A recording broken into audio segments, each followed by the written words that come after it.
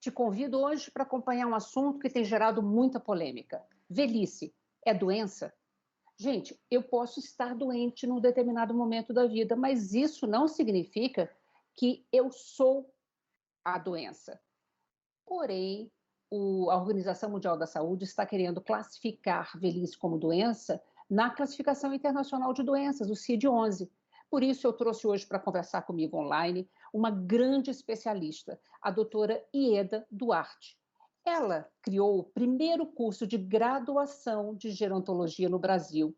Ela coordena o estudo SABE e tem liderado um movimento para não deixar vingar esta classificação de velhice como doença. Muito bem-vinda, doutora Ieda. Eu que agradeço a oportunidade de estarmos aqui hoje, assim, aumentando, né, o número de pessoas que estão envolvidas nessa discussão. Então, doutora Ieda, para que o nosso telespectador, para que a população entenda, né, a importância de não deixar a classificação de velhice como doença, qual que é essa referência para a população? O que pode acontecer? Acho que talvez seja primeiro interessante as pessoas entenderem do que é que nós estamos falando, né. A sigla CID é Classificação Internacional de Doenças e Problemas Relacionados à Saúde. Então, no mundo, a Organização Mundial de Saúde trabalha com esta classificação para que todos os países no mundo inteiro olhem para as doenças do mesmo jeito. Então, por exemplo, se eu desse uma classificação diferente para a Covid no Brasil, na China, nos Estados Unidos, eu não entenderia que nós estamos tendo uma pandemia, porque cada um estaria lidando com uma classificação diferente para o mesmo problema. Então, além de homogeneizar a linguagem entre os países, isso é importante para que eu saiba como é que essas doenças e problemas de saúde se comportam no mundo e, além disso, isso está ligado ao seguro-saúde, aos sistemas de informatização da saúde, etc., para que você classifique da mesma forma. Então, para que todo mundo fale a mesma língua, existe essa classificação mundial que existe há muitos, muitos e muitos anos. Tá? Estamos agora na versão 11. A versão 11 vai ser liberada a partir de 1º de janeiro. Isso não significa que ela entre imediatamente em vigor. Não, ela já está sendo feita há vários anos, aí ela vai ser liberada em 1º de janeiro, aí ela precisa ir para os diferentes países, ser traduzida na língua dos diferentes países, mudar os sistemas locais para entrar em vigor. Então, daí a gente que nós tomamos conhecimento agora, talvez, porque nós e muitas pessoas não tivéssemos atentados a isso, Tá. e isso é uma coisa importante de se falar, isso já vinha vindo, mas vimos agora, então trouxemos isso para a discussão e vimos que isso pode vir a trazer um grande problema. Ou seja, né, a publicação vai ser a partir de 1º de janeiro de 2022, né? E, em geral, dizem que até ser implementada vai aí 2, 3 anos, mais ou menos. Você acredita que, mesmo sendo publicada, é possível se reverter, é possível se rever a É, questão da classificação? É assim, é possível porque você pode, entrar em contato com a OMS. Nós ficamos sabendo recentemente pela doutora Cássia Buchala, que é realmente a especialista em classificação, trabalhou 36 anos e coordenou o Centro Brasileiro, de Classificação, que ficava aqui na Faculdade de Saúde Pública, e ela estava nos orientando, como a CID funciona, etc. Então ela disse que há alguns anos atrás, houve todo um movimento no Brasil para trabalhar a síndrome poliomielite. E foi um movimento de profissionais brasileiros, porque havia um equívoco na classificação. Isso foi muito bem feito pelos profissionais aqui do Brasil, encaminhado para a OMS, e essa modificação aconteceu. Então, é Tá. possível se fazer essa modificação? Sim. Vão fazer essa modificação? Não sei. Essa é uma outra Uhum. discussão, e por isso nós estamos, então, fazendo todo este movimento. Tá. E a classificação, então, de velhice como doença, gostaria que a senhora explicasse melhor né? Qual Então, o significado disso e o é, impacto disso, né? vamos entender assim, por que que nós, recentemente nós conversamos com o presidente da Sociedade Brasileira de Geriatria e Gerontologia, doutor Carlos Verrara. Ele está saindo da gestão, mas ele ainda está nela. Nós conversamos com o doutor Alexandre Kalash, que é presidente do Centro Internacional da Longevidade, tem um impacto internacional importante, até porque ele foi da própria OMS por muitos anos na área de envelhecimento. Uhum. E, por meio até do Dr. Kalash, nós conseguimos conversar com o presidente da Associação Internacional de Geriatria e Gerontologia, Dr. José Ricardo.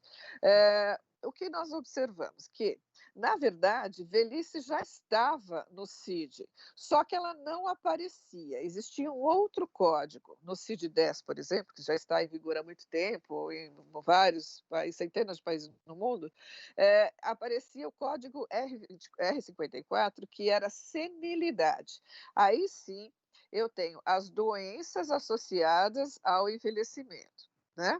Tá. Então, o código era senilidade. O que não se atentou é que, como embaixo de um código, vem os sinônimos, né? Hum. Nestes sinônimos estava velhice, só que não se atentou para isso. O que aconteceu agora? Eles inverteram isso.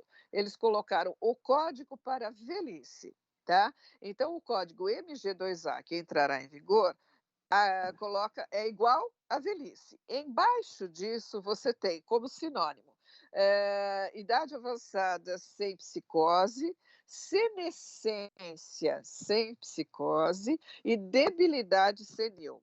Então, nós estamos colocando como velhice, Uhum. que velhice é igual a o que é compreendido como fisiológico dentro do envelhecimento, ou até que se prove o Uhum. contrário, são as alterações que se espera ter com o processo de envelhecimento, tá? Daí a senescência, excluindo daí, dentro da senescência, qualquer transtorno que envolva a saúde mental. Mas nós estamos associando esta velhice à debilidade senil, ou seja, as condições mais patológicas, a fragilidade, a outras condições patológicas. Então, eu estou chamando a velhice de doença. Ela está no capítulo, né, da CID como sinais, sintomas e achados inespecíficos, ou que não puderam ser colocados em outro lugar. Aí nós ficamos nos perguntando, velhice é sinal e sintoma de quê? De envelhecimento? Uhum. Então, qual é a doença? Envelhecimento? Então, ela é um achado relacionado a quê? Né? Então, Uhum. o que nós entendemos assim, aí numa discussão você falou, não, mas no CID não tem só doenças, tanto que aparece gravidez, aparecem outras coisas. Sim, Tá. mas elas aparecem em outros capítulos, tá? Uhum. Então, a pergunta é, eu não poderia colocar a velhice, se assim eu quiser deixar, que velhice é simplesmente uma fase da vida, assim como a gravidez acontece em um momento na vida, Tá. para que eu possa ter este registro, mas num lugar que não seja sinal e sintoma ou achado inespecífico. Né? Hum. Então, é essa a discussão, porque na hora que eu coloco a velhice como ela está, onde ela está e sinônimo do que ela está, eu Uhum. estou reforçando o preconceito contra a velhice, dizendo que eu vou ficar velho, vou ficar debilitado, vou caminhar para um quadro mais patológico, etc. Né? O que isso significa? Essa é a preocupação. A Hum. maior parte dos atestados de óbito, por exemplo, você tem o CID colocado para ter a certificação do óbito. Qual vai ser? Morreu de quê? De velhice? É o que aconteceu com o Nossa. príncipe Charles. Ele morreu de velhice, estava no atestado de óbito dele. Então, nós passaremos a ter um enxame de atestados de óbitos velhice. Tá? Uma preocupação maior é se entra um idoso com uma queixa inespecífica, mas porque ele é idoso, será que eu vou realmente me aprofundar na investigação do que ele está tendo, ou de repente ele tem problemas que podem ser tratados, diagnosticados e tratados, mas Uhum. sabemos que as pessoas, conforme vão envelhecendo, elas vão mudando a maneira como manifestam os sinais e sintomas das doenças mais comuns. Então, eles passam a ter sinais e sintomas obscurecidos, atípicos ou inexistentes. Aí, Hum. se eu não sou um especialista, estou atendendo uma pessoa idosa, não consigo entender o que ela tem, de repente eu posso entender que o que ela tem é simplesmente idade avançada, classificar como velhice.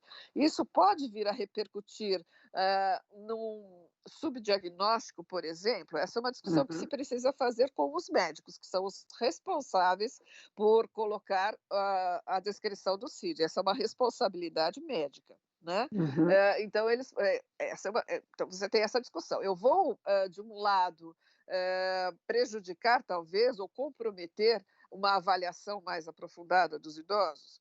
É um Por outro, risco, de é um, fato, é um né? risco. É. Por outro lado, você vai passar a ter um enxame de diagnósticos velhice e um enxame de atestados de óbitos velhice. Como é que isso vai conseguir? Porque o atestado de óbito não é só para você poder cremar ou enterrar a pessoa, não. É para você Claro. entender o que está acontecendo na população como um todo e trabalhar as políticas públicas, o serviço de saúde, etc. Aí eu vou ter um monte de diagnósticos velhices, faço o que com isso? Como é que eu vou comparar isso com o que já vinha acontecendo, por exemplo? Por outro lado, a gente já sabe que existe uma indústria, ela nem é bilionária, ela é trilionária, né? Anti-envelhecimento. Isso existe no mundo, tá?